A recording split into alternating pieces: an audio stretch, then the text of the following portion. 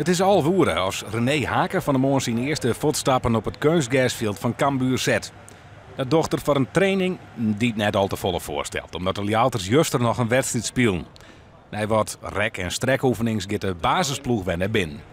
Haken neemt zich tijd om bij Elsenier in de kunde te komen, want hij viert een soort peteren. Volle tijd is er net, want Freed wacht het de volgende wedstrijd alweer. Van de tribune af bepraten de Cambuur supporters de kar van haar club. Het is een vrij rustige man dus. En we hebben rust nodig in de club. En dan kan je wel weer een schreeuwer halen. Fred Grim is het ook niet geweest, dat is ook een rat. Hè? Eerst zoveel procent rond en dan één keer gaat hij weg. Dus geef die man het voordeel van de twijfel. Het is een rustige iemand. En we moeten maar zien wat de man doet. Bij Zwolle heeft het ook goed gedaan met Ron Jans. Nou ja, ik was ook niet een voorstander voor René Haken niet. Dat was niet mijn eerste keus niet.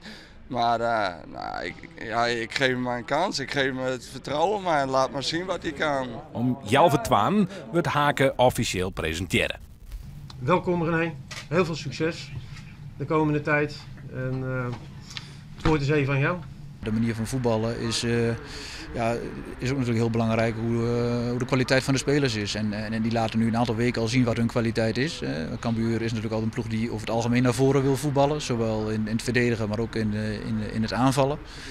Nou, en daar gaan we kijken hoe dat tot nu toe gelopen is. En daar ga ik mijn eigen accent aan toevoegen in de manier zoals ik denk. Vanuit positiespel of juist wat meer sneller de diepte zoeken. Wat past bij deze groep. Vorige week ontstond het eerste contact tussen Haken en Cambuur. Ik ben blij dat het gelukt is. We hebben onze tijd genomen. Dus iedereen ziet het wel als hele lange zoektocht. Maar het is ook een hele belangrijke functie. En we hebben van begin af aan gezegd, we zetten er geen datum op. We gaan rustig kijken, rustig toetsen, gesprekken voeren tot we de juiste man hebben. Nou, dat is gelukt. Het doel voor de rest van het seizoen zal net verhoren. Cambuur wil meidwaan blouwen om promotie naar de Eredivisie. Als je kijkt naar de korte termijn, laatste weken goede prestaties, sluiten weer aan bij de groep die deel kan nemen aan play-offs. En daar moeten we voor gaan, want dat geeft recht op mogelijke promotie. Wat dat betreft blijft de doelstelling ongewijzigd, de play-offs halen? Ja, nu zeker. Want je staat er nu dichtbij. En ik vind dat we dat met z'n allen moeten uitstralen om dat minimaal te halen. En daar ook gewoon wel een goede rol in te spelen.